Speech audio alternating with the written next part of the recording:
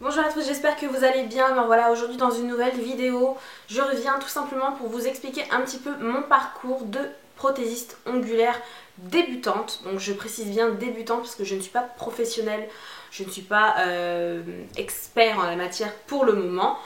Et vous expliquer aussi un petit peu mon parcours professionnel, les études que j'ai faites, etc. Donc je vous invite d'abord à me rejoindre sur Instagram parce que c'est par ici que ça se passe. En ce moment je suis plutôt active sur ce réseau social et c'est parti. Alors pour commencer tout simplement, j'ai fait un BEP carrière sanitaire et sociale. Donc je voulais en fait tout simplement travailler avec principalement tout ce qui était enfant, tout ce qui touchait en fait à la petite enfance. Ça m'intéressait énormément à ce moment-là en tout cas. Du coup je me suis dirigée vers ce BEP et je pense que j'ai voulu me diriger vers ce BEP tout simplement parce que ma famille était plutôt tournée sur la petite enfance, en sachant que ma soeur avait fait aussi ce BEP là.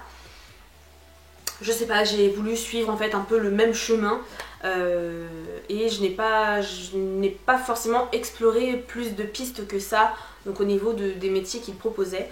Et ensuite, à mes 18 ans, j'ai arrêté les cours. C'était une décision que j'avais prise en fait toute seule. Donc ça a été bien réfléchi. Je m'étais inscrite déjà pour le bac. J'avais commencé 2 jours au lycée pour le bac et en fait il s'est avéré que je ne voulais plus y retourner. Le lycée c'était pas pour moi, je voulais vraiment découvrir le monde professionnel et puis voilà, gagner mon argent et être très indépendante. Donc à mes 18 ans j'ai cherché en fait des petites annonces, j'ai fait vraiment au plus simple pour me faire de l'argent et ça a été tout simplement être nourrice à domicile. Donc c'est à dire que j'ai fait nounou, à domicile des parents tout simplement, et j'ai commencé par une garde de 4 enfants donc qui s'est merveilleusement bien passée et ça a été ma première expérience professionnelle du coup, hormis les stages. Et vraiment j'étais, on va dire, épanouie dans ce métier. Du haut de mes 18 ans, ça m'a vraiment ouvert les yeux sur le monde professionnel. Ça m'a permis aussi de mûrir, d'avoir aussi la notion de ce qu'était l'argent, de prendre mes responsabilités. Enfin vraiment ça m'a donné un gros coup de pouce sur ma vie et sur ma maturité. Après ça, j'ai arrêté de travailler en tant que nourrice pendant quelques temps parce qu'il y a une opportunité qui s'est présentée à moi tout simplement en passant mon permis. Pour faire bref, la boîte en fait, donc l'auto-école où j'ai été inscrite a coulé parce que le patron est décédé malheureusement au moment où je me suis inscrite au permis, et il y a eu une reprise et sur cette reprise là l'auto-école a réouvert ses portes et étant donné que j'étais plutôt mature pour mon âge et que le gérant cherchait en fait tout simplement une secrétaire, il s'est dit allez hop Maureen, c'est bon, je vais te former sur le tas. Donc en gros il m'a formée sur le tas, enfin du moins son ami m'a formée sur le tas et je suis devenue secrétaire d'auto-école. Donc secrétaire d'auto-école, j'ai fait ça pendant 2 ans environ.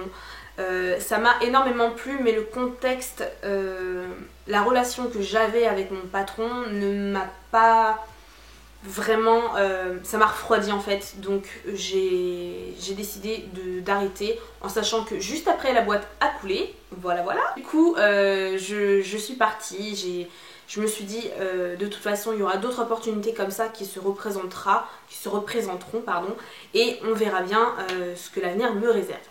Ensuite qu'est-ce qui s'est passé? Après j'ai eu ma fille, donc voilà, ma fille est arrivée. Il s'est passé plusieurs choses entre temps, etc. J'ai fait des gardes d'enfants par-ci par-là pour faire un peu d'argent. Ma fille est arrivée, je suis tombée malade, etc.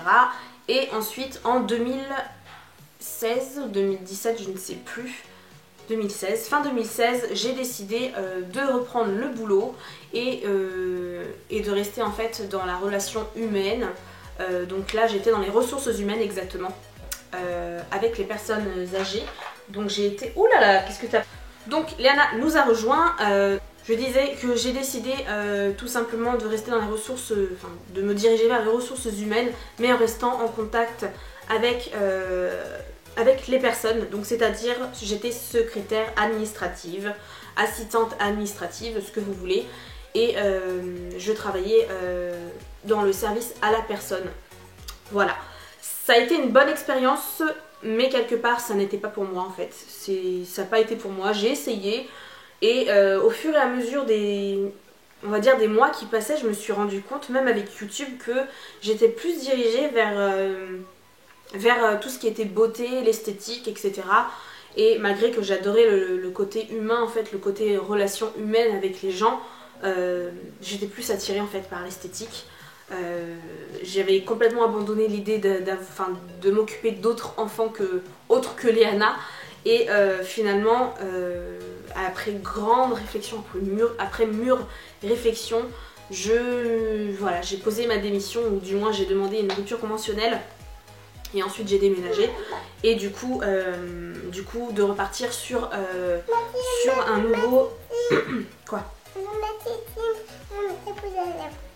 Non, tu mets pas de rouge à lèvres. Et du coup j'ai décidé tout simplement de repartir sur un nouveau métier. Donc une reconversion professionnelle tout simplement. Et ça a été la prothésie ongulaire. Donc j'en viens. Ça a été mûrement encore une fois réfléchi. Je ne suis pas partie sur un coup de tête comme ça. J'ai vraiment réfléchi à la chose. Je me suis posé plusieurs questions. Mais il faut savoir que moi je suis quelqu'un qui est très indépendante en fait. Je n'aime pas... Léana, tu me gênes de plus. Je suis quelqu'un qui n'aime pas recevoir des ordres de qui que ce soit. Surtout pas d'un patron.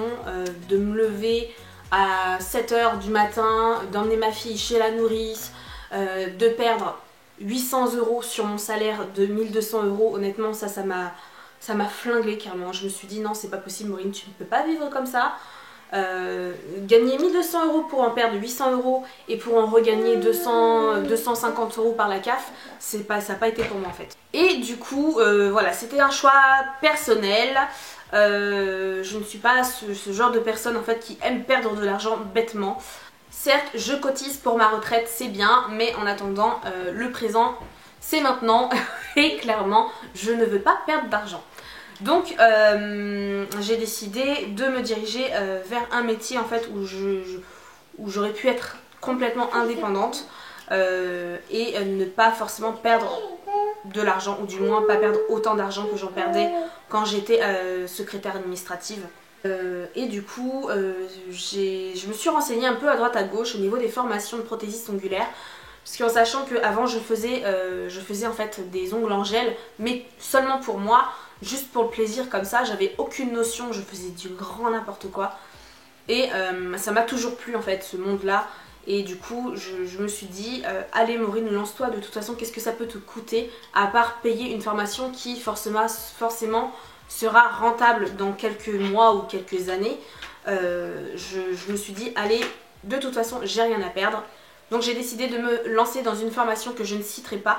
Je ne pense pas qu'on ait le droit de citer des noms d'entreprises ou autres. Mais sur cette formation, elle se faisait sur 3 jours. Donc sur 3 jours, ça a été assez intensif. Mais pour ma part, je pense qu'il manquait énormément d'informations en fait. De techniques, d'apprentissage sur... comment vous dire ? En fait je trouve que dans cette formation il y avait beaucoup plus de pratique que de théorie. Et moi j'aime bien les deux en fait. On manquait cruellement de théorie, c'est-à-dire par exemple sur les infections bactériennes par exemple, je dis des bêtises hein, mais sur les infections des ongles, sur ce qu'il faut savoir, enfin tout ça en fait on l'a pas évoqué du tout en cours. Et on nous a donné en fait une feuille où il y avait tout écrit, il fallait lire et basta. Moi j'aurais vraiment aimé, aller un peu plus loin en fait, que ça soit un petit peu plus poussé sur la formation, mais malheureusement c'est une formation de 3 jours, donc je comprends quelque part qu'il n'y ait pas le temps de voir la théorie. Je m'excuse, ma caméra a coupé, du coup voilà, ce qui manquait c'était de la théorie. Ensuite, après cette formation, donc on a eu en fait un examen sur un modèle tout simplement, pour voir si on était apte ou pas à devenir prothésiste ongulaire, donc avoir notre certificat qui certifiait bien qu'on avait passé la formation. Et oui, j'ai été apte, donc j'étais super contente. C'est vrai que ça a été un exploit, on va dire, parce que je me sentais capable en fait de le faire. Mais c'est vrai que sur le moment je me suis dit putain Maureen, tu l'as fait quoi. Tu l'as fait. Donc j'étais vraiment très fière de moi. Ensuite ce que j'ai fait, c'est que j'ai demandé tout simplement à mon entourage pour commencer de m'entraîner en fait sur leurs mains. Le problème c'est que j'habite assez loin de mes proches et malheureusement je ne peux pas m'entraîner sur mes proches. Donc ça a été un gros souci. J'étais un peu laissée comme ça dans la nature. Ça par contre c'est un point négatif aussi qu'il y a là-dessus, c'est qu'on n'a aucun suivi en fait derrière. Vous êtes lâché comme ça avec votre certificat et basta, on n'en parle plus. Moi j'aurais aimé quand même un suivi derrière quand même, je pense que ça aurait été bien. Du coup on a été lâché dans la nature comme ça. J'ai trouvé une formation juste après l'avoir passée qui était vraiment très théorie et très pratique, mais qui se faisait à distance. Malheureusement je n'ai pas pu la suivre, peut-être plus tard, voilà, les portes ne sont pas totalement fermées pour moi. Je verrai plus tard pour peut-être me perfectionner, je ne sais pas. Mais voilà, ce qui manquait en fait dans ma formation, c'était malheureusement le manque de suivi juste après. Donc je me suis débrouillée en fait pour trouver mes premières clientes, ça a été assez compliqué. Actuellement, j'ai une cliente fidèle, c'est-à-dire qui habite juste à côté de chez moi et qui revient régulièrement tous les mois, donc ça je suis super contente. Et au fur et à mesure ça va se faire, donc j'ai confiance, je me dis de toute façon le bouche à oreille va fonctionner forcément et voilà, je me laisse le temps, je me mets pas de pression et on va voir. La formation en fait on proposait des produits, leurs produits de leur marque. Par contre ça a été très commercialisé en fait. C'est-à-dire qu'à la fin on vous attaque au cerveau, clairement. On vous attaque au cerveau pour dire achète. On vous bourre le crâne avec les produits. Il faut acheter nos produits parce que nos produits sont les meilleurs. Oh bah Ongle 24 c'est de la merde, ça je te le déconseille, machin. Waouh, franchement c'est vrai que sur le coup je me suis dit oui mais si ça se trouve elle a raison, il faudrait peut-être que j'achète chez eux. Donc malheureusement j'ai fait la connerie d'acheter une grosse partie en fait de gel couleur chez eux et pareil pour les bases etc, les top coats. Le gel couleur j'ai pas été du tout déçue, c'est vrai qu'ils sont vraiment top, mais au niveau par exemple du gel de base, le gel monophase etc, gel de construction, c'est une catastrophe vraiment. J'ai eu aussi le retour de plusieurs collègues en fait qui étaient avec moi, donc j'ai gardé contact avec elles. Elles m'ont fait leur retour sur les gels qu'elles ont testés en fait chez cette formation. Ça a été une catastrophe, mais réellement une catastrophe pour les débutants. En fait les débutants, en principe, nous les débutants on préfère travailler avec des gels qui sont assez compacts, assez durs à travailler. Quand je dis dur, c'est que la matière du gel soit un peu lourde, je sais pas comment vous expliquer, un peu compacte en fait. Or le gel de la formation, on avait du gel qui était très liquide, mais vraiment très liquide. En fait vous faisiez ça coulait, enfin c'était une catastrophe. Et pour les gens qui débutent, qui n'ont pas encore la technique et qui sont un petit peu maladroits ou un petit peu lents comme moi, ça ne correspondait pas du tout en fait à mon travail.